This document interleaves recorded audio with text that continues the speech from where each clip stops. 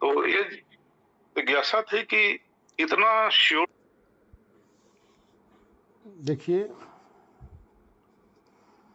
ऐसा संभव नहीं कि जिसको ये ज्ञात ना हो कि पुनर्जन्म होता है। संभव ही नहीं, सबको ज्ञात है, लेकिन उसको स्वीकारता नहीं। अब देखिए, यहाँ जितने भी हो सबका जन्म हुआ या नहीं हुआ है? एहसास करो, बिना जन्म लिए यहाँ कैसे बैठे हो? जन्म तो हुआ ही है। आचार्य जी इस जन्म की बात। देखिए, पहले तो हमें पुनर्जन्म की बजाय पहले इस जन्म को स्वीकार करना पड़ेगा। अगर ये जन्म है तो इसी जन्म के आधार पर सारे जन्म निर्धारित होते हैं। अगर आज हम जन्म लेके इस शरीर के अंदर है तो इससे ये सिद्ध हो जाता है कि इस जन्म का कारण कुछ न कुछ है, क्योंकि जन्म का कारण आप खोजेंगे तो एक आत्मा उसी क्षण मनुष्य शरीर में आ रही है, उसी क्षण पशु में आ रही है, उसी में पक्षी में, उसी में कीट, उसी में पतंग में। इन सब का जो भेद हमारे सामने अनुभव में आता है, तो ये अनुभव में आता है कि कुछ न कुछ तो ये कारण है। अभी हम देखते हैं कि हमारे सामने मृत्यु भी तो हो रही है। जब मृत्यु हो रही है और जन्म ना हो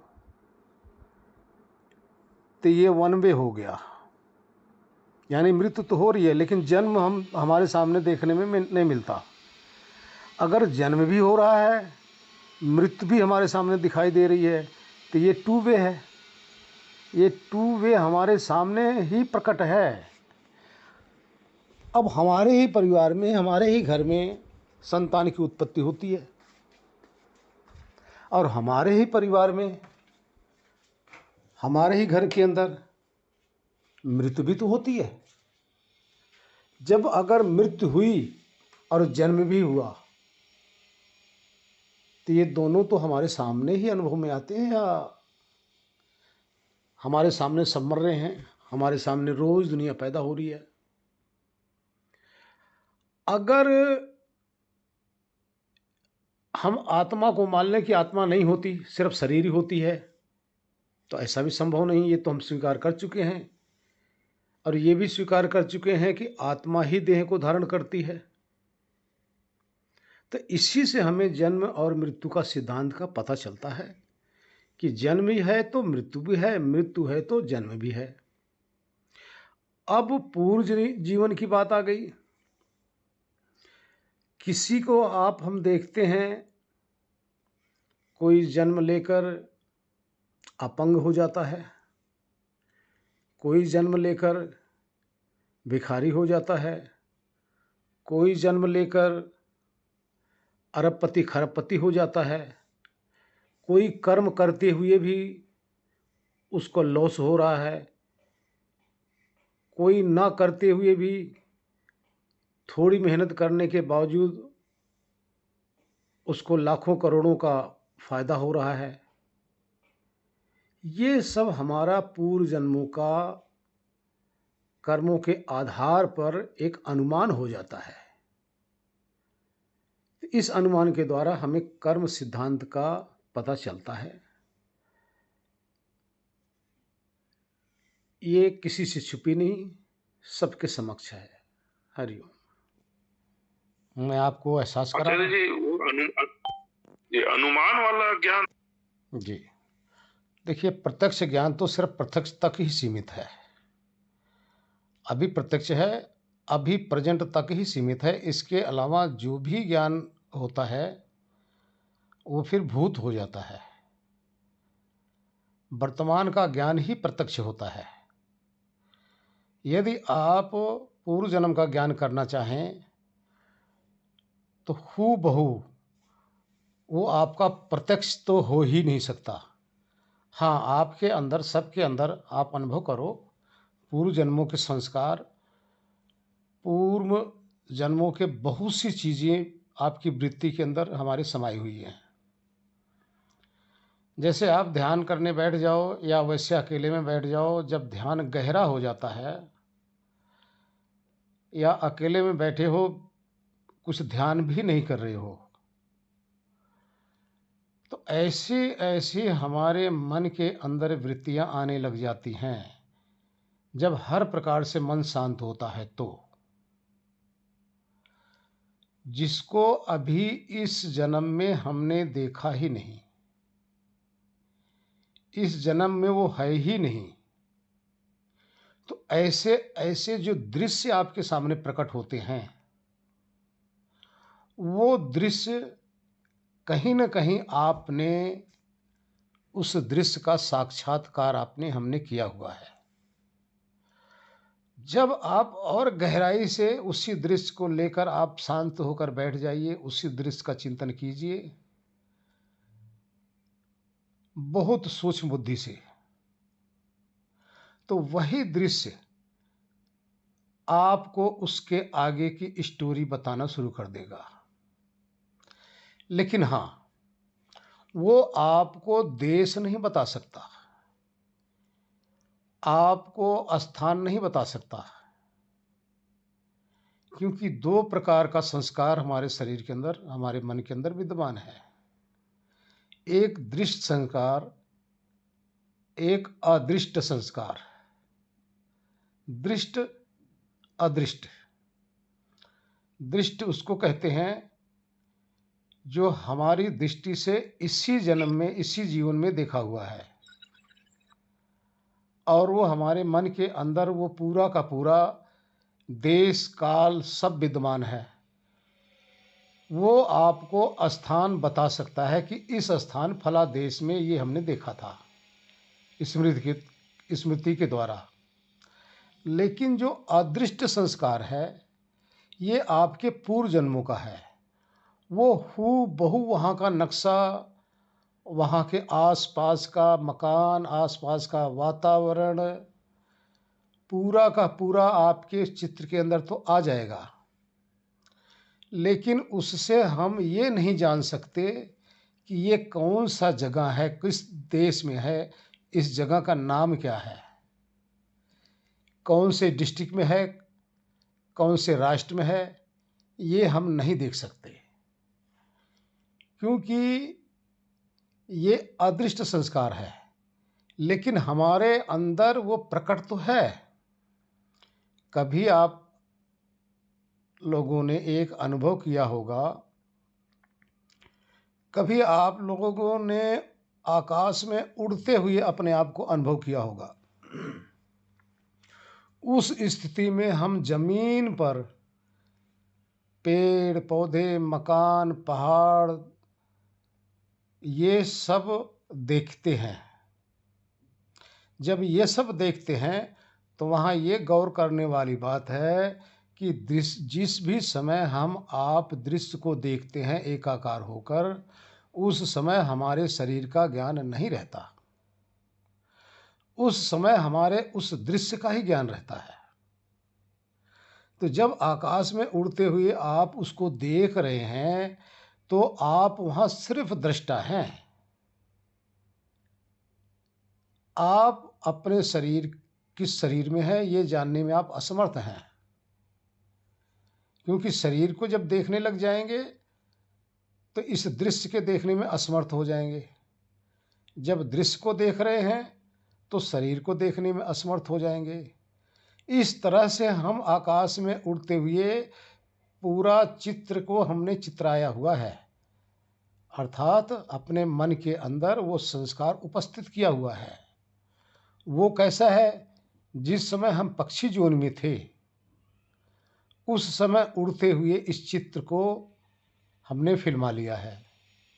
जिस समय कभी हम किसी पशु जोन में थे, जंगल में थे, तो जंगल में बैठकर उस चित्र को हमने खींचा हुआ है।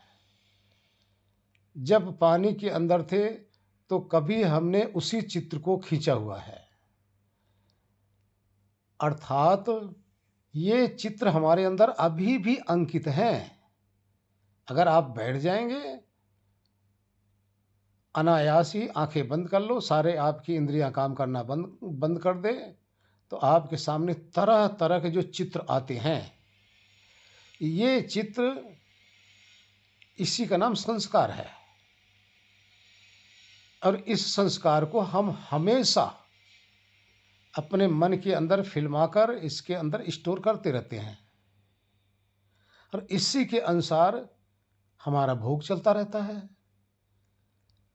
यही हमारा कर्म बन जाता है। सब कोई अपना देख लो, बहुत से जन्मों की कहानियां हमारे आपके अंदर छिपी पड़ी है, लेकिन हम उसको अनुभव नहीं कर पा रहे हैं। नारायण हरि। देखिए,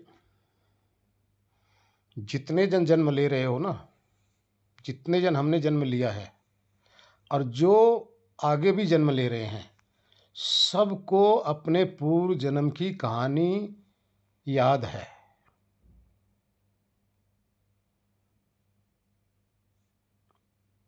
अब इस पे अचंभा होगा कि हमें तो याद नहीं।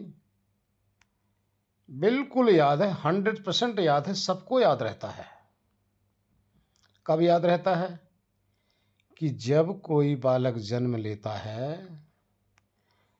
तो उसके चेहरे के नज़दीक आप बैठ जाइए, उसके फेस पर कभी खुशी की लहर, कभी रोने का, कभी सोते हुए रोने लग जाता है, कभी सोते हुए गहरी निद्रा में है, कांप जाता है, उठ जाता है। उसके चेहरे के भाव बताते हैं कि ये कुछ सोच रहा है, ये कुछ देख रहा है। उसी पिछली स्मृति को याद करके जब उसके सामने पुरानी अच्छी घटना होती है तो उसके चेहरे को देखो, वो हंसने लग जाता है। जब उसके चेहरे पर भय की लगता है तो उसका माथा सिकुड़ने लग जाता है और वो बेचैन होकर रोने लग जाता है। तो वो अपना किया हुआ, अपना देखा हुआ समस्त दृश्य को देख रहा है। लेकिन जैसे जैसे वो बड़ा होता जाता है, यहाँ का, इस जीवन का, इस जन्म का, यहाँ का जो संस्कार है, माता पिता, भाई बहन, यार दोस्त, खेलना कूदना, ये संस्कार धीरे धीरे उस स्मृति को भुलाने लग जाता, अर्थात दबा देता है। जब वो दब जाती है तब वहाँ की चीज़ें भूल जाता है। भूलने के बाद यहाँ की सारी याद रह गई और वहाँ की नीचे दब गई। लेकिन यदि उसको, उसी चीज़ को रिपीट करा करा के और फिर स्मृति कराई जाए तो स्मृति वापस आ सकती है। ये कैसी है, ये कैसी दशा होती है कि मन हमारा एक प्रकार का कुआं है। ठीक है जी, ऐसा कुआं, गहरा कुआं है कि जैसे सबसे पहले उसके अंदर आपने कंकड़ पत्थर डाल दिया, उसके बाद में आपने 10-5 बोरा ले जाके जौ का डाल दिया, उसके बाद आपने गेहूं का डाल दिया, फिर आपने चने का डाल दिया, फिर और किसी चीज़ का डाल दिया। इसी तरह से हमने ऊपर ऊपर से जब डालना शुरू कर दिया तो उसके अंदर निचले भाग में जो जो विद्यमान है वो इससे ऊपर वाले से तो दब गया। इसी तरह से हमारे मन के अंदर सब नीचे का दबा हुआ है, वो समाप्त नहीं हुआ, उधेड़ने की जरूरत है। जैसे जैसे उसको हम ऊपर ऊपर हटाते जाएंगे, नीचे का अपने आप निकलता जाएगा। क्योंकि ये जितना भी संस्कार दबा हुआ है, इन्होंने अपना फल देकर ही समाप्त होना है। तो मनुष्य शरीर में क्या होता है कि यहाँ के संस्कार के अनुसार ये सब चीज़ें हावी हो जाती हैं। मन में विद्यमान हो जाती हैं और पुराने जन्म जन्मांतर के जितने भी हैं वो सब दब जाते हैं। लेकिन दबे हुए भी कभी आप स्वप्न देखते हैं तो पुरानी यादें पता नहीं किस किस जन्म की, कौन कौन से जीवन की समस्त उसके अंदर आने लग जाती हैं। ये सब दबे दबे हुए हमारे संस्कार हैं, ये स्मृतियों में आते जाते रहते हैं। इसी के आधार पर हमें अनुमान होता है कि हम पूर्व जन्म में ये सब चीज़ देखे हुए हैं। और यहाँ ध्यान रखना कि मन के अंदर, मन एक प्रकार का कैमरा है, बिना इसके सानिध्य में कुछ आए इसके अंदर उसका शब्द, रस, रूप, गंध, स्पर्श ये वृत्तियां आ ही नहीं सकती। अब आपको हम कह दें कि हम जहाँ रह रहे हैं यहाँ का याद करो, संभव नहीं कोई याद कर सके। और आप जहाँ रह रहे हो हमने कभी ना देखा हो तो हम आपको आपके वहाँ के वातावरण को याद नहीं कर सकते। लेकिन एक बार आप यहाँ आ जाएंगे तो आपके अंदर, आपके मन के अंदर यहाँ की वृत्ति समा जाएगी, तो वो जब मर्जी याद कर लोगे। लेकिन कुछ सालों के बाद में यहाँ की वृत्ति आपकी अंदर दब जाएगी, आप भूल जाएंगे। इसी तरह से हम संसार में, सृष्टि में अपनी वृत्तियों को बनाते रहते हैं। ये सारी वृत्तियाँ मन के अंदर अंकित हैं। हरिओम। संस्कार को नष्ट करने के लिए कुछ तरीके हैं, कुछ उपाय हैं। प्रथम उपाय तो ये है कि जो आपने किसी के साथ किया हुआ है उसका बदला आपको चुकाना ही पड़ेगा। प्रथम। दूसरा उपाय ये है कि आप कुछ छोटे मोटे संस्कार हैं, यानी छोटा मोटा पाप अगर किया है तो उसको हम पश्चाताप के द्वारा भी कर सकते हैं। तीसरा उपाय ये है कि हम ध्यान के द्वारा समाधि में वो भस्म कर सकते हैं। बाकी और कोई उपाय नहीं। चौथा उपाय ये है कि परमात्मा की यदि कृपा होगी, परमात्मा के हम समर्पित अगर स्वयं को हो जाएं, अपने आप को कर दें, तो यहाँ भी परमात्मा कुछ कृपा कर सकते हैं जिससे कि आगे हमारे से हो ही ना।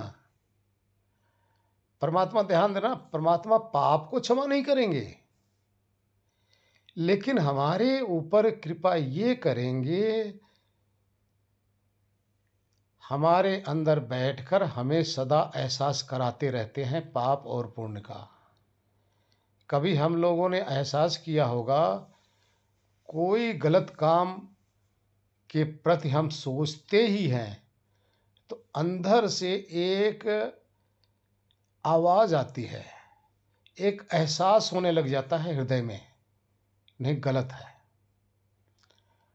इसी को हमारे संत महापुरुषों ने आकाशवाणी कहा है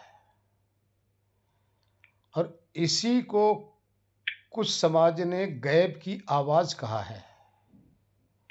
जो अंदर की आवाज़ है यही परमात्मा की आवाज़ है, जो हृदय से एहसास कराते हैं। कभी आप ये भी अनुभव किए होंगे कि जिस समय आप थोड़ा सा भी पुण्य काम कर लो, अच्छा काम कर लो, किसी पशु का, किसी पक्षी को, किसी कुत्ते को, किसी को भी अनायास ही उनकी सेवा की हो, जैसे अन्न जल आदि कुछ आप दिए हों, तो आपके अंदर एक अंदर से खुशी की लहर आती है, अंदर से एक प्रसन्नता आती है। ये प्रसन्नता है क्या? ये परमात्मा की आवाज़ है। वो हमें प्रोत्साहित करते हैं, वो हमें आशीर्वाद देते हैं, तब जाके हम अंदर से खुश हमें महसूस होता है। लेकिन यदि हमने किसी के साथ बहुत गलत किया हुआ है, तो गलत करने से पहले परमात्मा हृदय में एहसास कराने लग जाते हैं, तो उसी समय आप अनुभव करो, आपके अंदर भय, लज्जा, शंका ये आपके अंदर से उठने लग जाएगी। ये क्या है? उसी समय परमात्मा आपको दंड देना शुरू कर दिए, उसी समय परमात्मा आपको आगाह करना शुरू कर दिए। लेकिन फिर भी यदि हम नहीं मानते, किसी की हानि कर बैठते हैं, किसी को मार पीट देते हैं, या किसी की हत्या कर दिए, किसी की चोरी कर लिए, तो सारी उम्र वो चीज़ आप किसी को बता नहीं सकते। अंदर ही अंदर आप घुटते रहोगे, और जब भी याद आएगी आपको अंदर से एक दुख महसूस होगा। लेकिन यदि आपने किसी का भला किया है, चाहे आपने 10 रुपए की किसी को मांगने वाले को आपने 10 रुपए दे दिया है, तो आपके अंदर से जो परमात्मा प्रोत्साहित करते रहते हैं, शाबाशी देते रहते हैं, खुशी होती रहती है, उस बात को आप 10 जगह ढिढोरा पीटेंगे, क्योंकि एक जगह छुपाते हैं और एक जगह बताते हैं। दोनों में अनुभव करो कितना अंतर है। तो वो परमात्मा अंदर से सबको एहसास कराते रहते हैं। यदि हम उनके इस नियम को माने, तो कभी हम कोई गलत काम कर ही नहीं सकते। लेकिन इस आकाशवाणी का, उस परमात्मा की आज्ञा का उल्लंघन करके तभी हम ये पाप के पचड़ी में पड़ते हैं, तभी हमें दुख मिलता है। नारायण। देखिए जी, कर्म का फल तो भोगना ही पड़ेगा। कभी क्या होता है, एक डाकू, चोर यदि बहुत से बुरा काम कार्य कर रहा है, लोगों को सता रहा है, हत्याएं कर रहा है, पाप कर रहा है, किसी को मार रहा है, किसी का धन लूट रहा है, तो पाप तो किया ही है। लेकिन यदि वही कुछ समय के बाद में वही साधु हो जाए, अपने आचरण को शुद्ध कर ले, तो क्या अब से पहले जो इतना पाप किया हुआ है ये समाप्त हो जाएगा? तो जिस समय वो साधु संत तो हो गया, लेकिन पहले तो किया हुआ है। अभी जब साधु संत हुआ, इतना आचरण उसका शुद्ध हुआ है, तो अभी तो उसका फल मिलना शुरू नहीं हुआ है। जो पहले किया हुआ है, पहले तो उसका तो भोगेगा ना, उसका भोग लेगा। अब उसका आ रहा है तो दुखी हो रहा है, अब सोच रहा है कि मैंने तो ऐसा कुछ किया नहीं। अरे भाई, बिना किए तो कर्म फल मिलता ही नहीं। अरे बिना किए तो मृत्यु नहीं मिलती, बिना किए तो जन्म नहीं मिलता, बिना किए तो एक सांस नहीं मिलती। तो इतनी सब जो चीजें हैं, कर्म का ही तो परिणाम है। हाँ, उस समय हमें ये ज्ञात होता है कि आज तो हम साधु हो गए हैं, आज का परिणाम हमें अभी मिलना चाहिए। आज हम कुछ नहीं कर रहे हैं तो हमें कुछ नहीं मिलना चाहिए। तो ये अनुभव करो कि हम लोग अनादि हैं, हमारा आदि नहीं है, अनादि है। अनादि से किए हुए कर्मों का फल अनादि काल तक चलता है। तो इस तरह से कर्म फल चलते रहते हैं। हम सोचते हैं कि आज हम अच्छे हो गए तो अब हमें पुराना फल नहीं मिलना चाहिए। नहीं, वो तो हमारे किए हुए का तो मिलना ही मिलना है। हरिओम। प्रारब्ध समाप्त करने के लिए प्रेजेंट में पाप और पुण्य दोनों प्रकार का कर्म करना बंद कर दो, प्रारब्ध बनेगा नहीं। प्रारब्ध है क्या? अभी जो प्रेजेंट में है, जो कुछ भी हम पाप पुण्य करते हैं,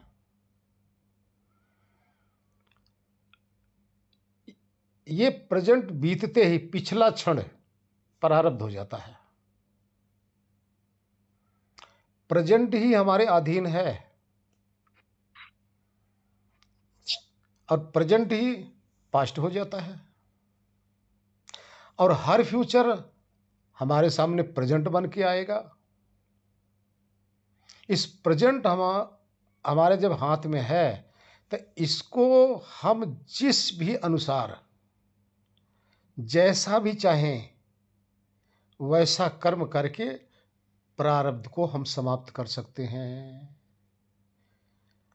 प्रारब्ध हमारे किए हुए जो कर्म है हमारे द्वारा, जब ये भूतकाल में हो जाता है तो इसका फल जब हमें फ्यूचर में जब मिलता है तो इसी का तो नाम प्रारब्ध है।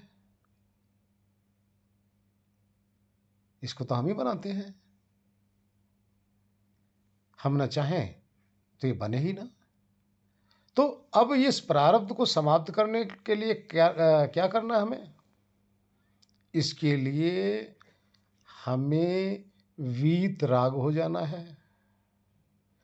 वीतराग का अर्थ होता है राग द्वेष से किया हुआ कर्म हमारे बंधन का कारण है। राग द्वेष ही हमें कर्मों में बांधता है। राग द्वेष से कर्म ना करके अनासक्त होकर कर्म करें। अनासक्त क्या है कि कर्म तो होगा ही, क्योंकि एक क्षण भी हम लोग बिना कर्म किए रह ही नहीं सकते, हो ही नहीं सकता, क्योंकि कर्म प्रकृति में होता है।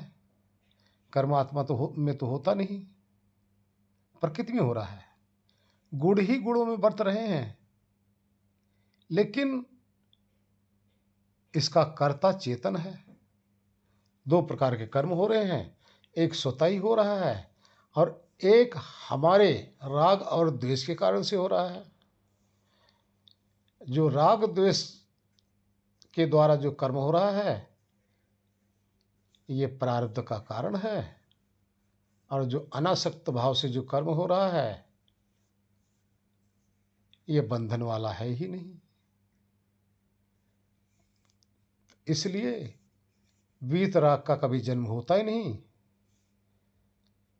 और रागी व्यक्ति पुनर्जन्म से बच सकता ही नहीं। हरिओम। जैसे भोजन के प्रति सुनते सुनते कभी पेट नहीं भरता, पानी के प्रति सुनते सुनते प्यास नहीं बुझती, इसी प्रकार से सुनते सुनते ज्ञान नहीं होता, करना पड़ता है। आत्मज्ञान क्या है? समस्त विजाति तत्व जड़ पदार्थ विजाति है। इन सबसे समस्त जड़ पदार्थों से अपने आप को छुड़ाकर शुद्ध चेतन रूप में स्थित होने के बाद में जो वहाँ का अनुभव होता है ये आत्मज्ञान है। बाकी सुनने के बाद में जो भी ज्ञान होता है तो ये इससे वक्ता हो जाता है, इससे पंडित तो हो सकते हो, पंडिताई कर सकते हो, दूसरे को शिक्षा तो दे सकते हो, लेकिन दीक्षा नहीं हुई है। यानी शिक्षा और दीक्षा में दोनों में क्या फ़र्क है? शिक्षा का मतलब सिखाना, दीक्षा का मतलब देखना। आप शिक्षा के अधिकारी तो हो गए, लेकिन आप दीक्षित ही नहीं हुए, यानी स्वयं को देखे ही नहीं, स्वयं का शुद्ध रूप से अनुभव हुआ ही नहीं। इसलिए शब्द ज्ञान मन और बुद्धि तक सीमित है। आत्मज्ञान मन बुद्धि से परे की चीज है। नारायण। एकदम से तो ये समझ में आया, सोए तो नहीं थे, हाँ, लेकिन कुछ नहीं था उतनी देर। जी जी। हाँ। के बाद जब होश आया तो ऐसे लगा ना जैसे हृदय बाहर की तरफ फैल रहा है, जैसे हृदय से कुछ तरंगे बाहर की तरफ फैल सा रहा है, सब जगह फैल रहा है, एकदम फैलता जा रहा है। काफी देर तक ऐसा महसूस होता रहा।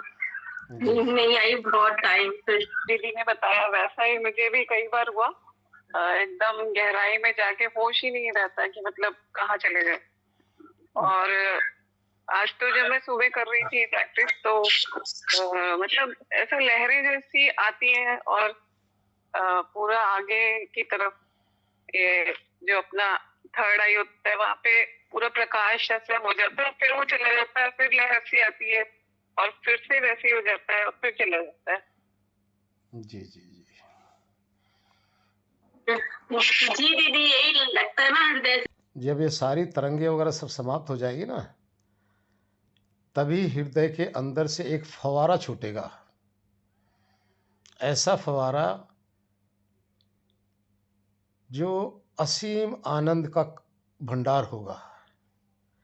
जब उसमें आप डूब जाएंगे तो उसके बाद ये सारी तरंगे वगैरह सब कुछ बंद हो जाएंगी, लेकिन उसके नज़दीक हैं आप। परिश्रम करते रहो, धीरे धीरे रे मना, धीरे धीरे सब कुछ होए, सब होगा। नारायण। गुरुजी। हाँ, प्रणाम जी। हाँ गुरुजी अभी ये मेरी 12 साल पहले स्थिति बनती थी। अभी मुझे कुछ फील ही नहीं हो रहा, ये नहीं पता कि क्यों ऐसा हो रहा है। पता नहीं, मैं बैठ नहीं पाती हूँ सही से। ध्यान देने वाली बात है कि अगर शरीर के अंदर किसी भी प्रकार की कोई गड़बड़ है या समाज के प्रति जरा सा भी मन के अंदर कुछ खिन्नता है तो ध्यान नहीं लगेगा। इसको अच्छी तरह से सब कोई समझ ले, चाहे शरीर के प्रति, चाहे समाज के प्रति, चाहे परिवार के प्रति। अगर शरीर में कोई बीमारी है तो उस स्थिति में आप अच्छी तरह से एक सुख आसन पे लंबे समय तक बैठ नहीं पाएंगे, और जब लंबे समय तक आप बैठेंगे तो आपका मन भी विचलित नहीं होना चाहिए। शरीर भी स्थिर होना चाहिए और मन भी स्थिर होना चाहिए, तभी समाधि लगती है। यदि शरीर में कोई रोग है तो शरीर स्थिर नहीं हो सकता। शरीर में कहीं पेन है, कहीं पीड़ा है, शरीर स्थिर नहीं होगा और मन बार बार उस पीड़ा की तरफ जाएगा तो आपका ध्यान नहीं लग सकता। यदि घर के अंदर अपने परिवार में किसी चीज़ की कोई परेशानी है तो आप ध्यान करने की बजाय आपका मन इतना खिन्न रहेगा कि बार बार चिंतन आपका वहाँ होगा। यदि आपका समाज से कहीं कुछ बात हुई तो वहाँ भी आप परेशान रहेंगे। अर्थात मन स्थिर तब हो सकता है जब हर तरह से हमारे अंदर संपन्नता हो। संपन्नता का अर्थ है शरीर भूखा भी न हो, शरीर में दर्द भी न हो, परिवार की चिंता न हो, समाज की चिंता न हो, तभी हम उदासीन होकर ध्यान में बैठ सकते हैं। इसके लिए यदि कोई परेशानी है तो उस परेशानी को दूर करने का प्रयत्न करें। आप जितना मर्जी साधु हैं, जितना मर्जी ध्यान आप कर रहे हैं, आप दिन में किसी से आप लड़ाई झगड़ा कर लो, उस दिन आपका ध्यान लग ही नहीं सकता। आप साधना में आप बैठ ही नहीं सकते, क्योंकि बार बार आपका ध्यान वहाँ जाएगा जहाँ से आप खिन्न हुए हैं। तो ये सब चीज़ें हमारे परेशानी का कारण है। अगर एक कोई परेशानी आपके पास है तो इसका निवारण कीजिए तो ध्यान लगेगा। हरिओम।